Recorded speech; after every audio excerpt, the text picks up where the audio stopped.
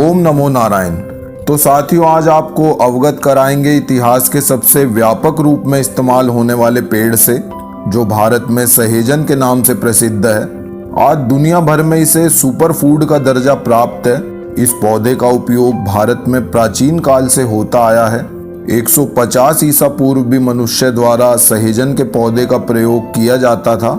कुछ इतिहासकारों के अनुसार सिकंदर की सेना को हराने के लिए प्रसिद्ध मौर्य सेना प्रमुख सप्लीमेंट के रूप में मोरिंगा का सेवन किया करती थी। इसकी पत्तियों में बेहतरीन औषधीय गुण मौजूद होते हैं, जिस कारण इसे चमत्कारी वृक्ष माना जाता है। यह मूल रूप से दक्षिणी भारत में पाया जाता है। साथ ही यह पाकिस्तान, बांग्लादेश और अफगानिस्तान में भी प्राकृतिक रूप से उगता है। यह फैबेसी कुल से आता है, जो पत्ता गोभी और ब्रोकली का दूर का सदस्य है। दुनिया भर में इसकी कुल 13 प्रजातियां हैं और भारत में आमतौर पर इसकी 2 प्रजातियां पाई जाती हैं, मोरिंगा ओलिफोलिया और मोरिंगा कॉनकनेंसिस। मोरिंगा ओलिफोलिया को आम भाषा में कड़वा सहेजन कहते हैं, जिसके पुष्प लाल रंग के होते हैं। इसके विपरीत मोरिंगा कॉनकनेंसिस को आम भाषा में मीठा सहेजन कहा जाता है। इसके पुष्प सफेद रंग के होते हैं। इसका सामान्य नाम सहेजन, स्वांजना, moringa, drumstick plant, horseradish tree या बैन ऑयल ट्री है तथा संस्कृत में इसे शोभा अंजन या दशमूल भी कहते हैं। इसके औषधीय गुणों की बात करें तो इसमें 46 तरह के पावरफुल एंटीऑक्सीडेंट्स पाए जाते हैं और साथ ही यह इन्फेक्शन से भी बचाता है। इसलिए पुराने ज़माने में जब देसी घी को स्टोर किया जाता था तो उसे प्रोटेक्ट करने के लिए इसकी पत्तियों को उसमें रखा जाता था। तो साथियों, अब जान लेते हैं कि किन किन बीमारियों में हम इसका किस प्रकार से लाभ उठा सकते हैं। तो सबसे पहले बात करते हैं हाई ब्लड प्रेशर की।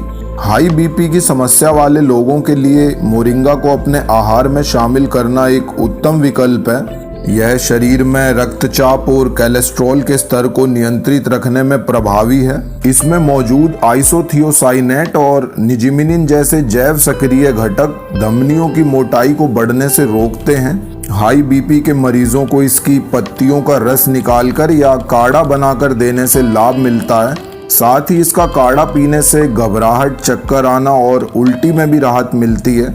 इसकी फली में कैल्शियम पाया जाता है, जो बच्चों के लिए बहुत फायदेमंद होता है। इससे हड्डियां और दांत दोनों ही मजबूत बनते हैं। इसे गर्भवती महिलाओं को देने से उनके होने वाले बच्चों में कैल्शियम की मात्रा भरपूर मिलती है, जिससे होने वाले शिशु तंदुरुस्त होते हैं। इसके अलावा मोटापा और शरीर की चर्बी को दूर करने के लिए भी मोरिंगा को एक लाभदायक औषधि माना गया है। इसमें फास्फोरस की मात्रा पाई जाती है, जो शरीर की अतिरिक्त कैलोरी को कम करती है और साथ ही वसा को कम कर मोटापा कम करने में सहायक होती है। सहेजन की पत्तियों के रस के सेवन से मोटापा धीरे धीरे कम होने लगता है। इसकी पत्तियां फाइबर से युक्त होती हैं, इसलिए वजन कम करने के लिए इसे आहार में शामिल करना एक अच्छा विकल्प है।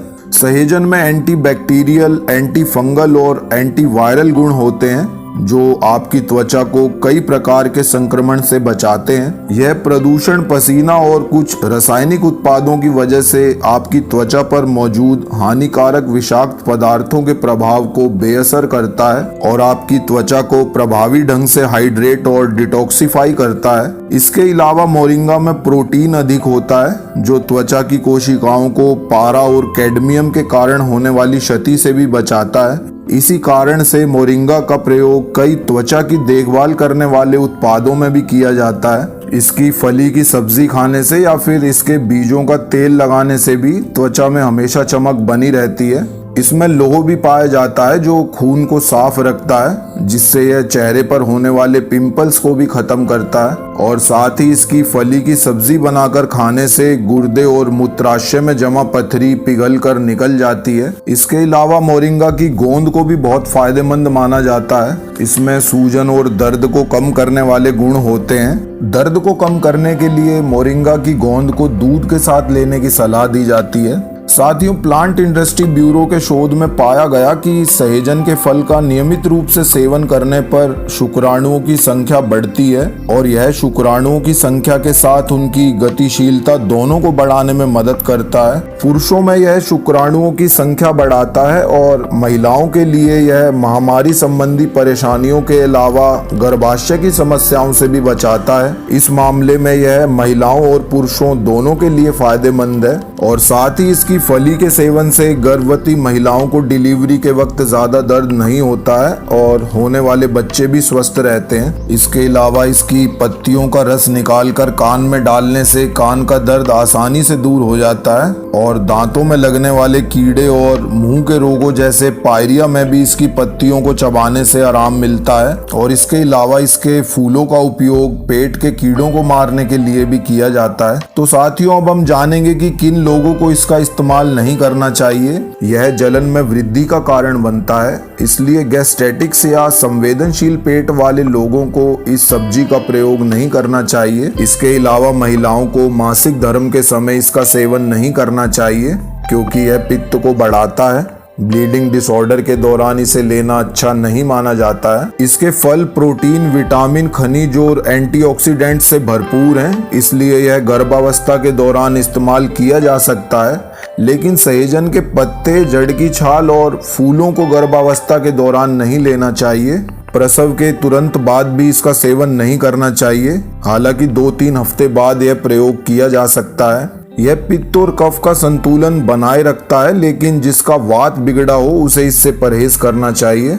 तो साथियों, मोरिंगा का किसी भी रूप में किसी भी समय सेवन किया जा सकता है। मोरिंगा खाने के लिए कोई विशेष निर्देश नहीं होते हैं। बिल्कुल उसी तरह जैसे अन्य फलों और सब्जियों की तरह आप इसका भी सेवन कर सकते हैं। बहुत बहुत धन्यवाद। जय हिंद, जय भारत।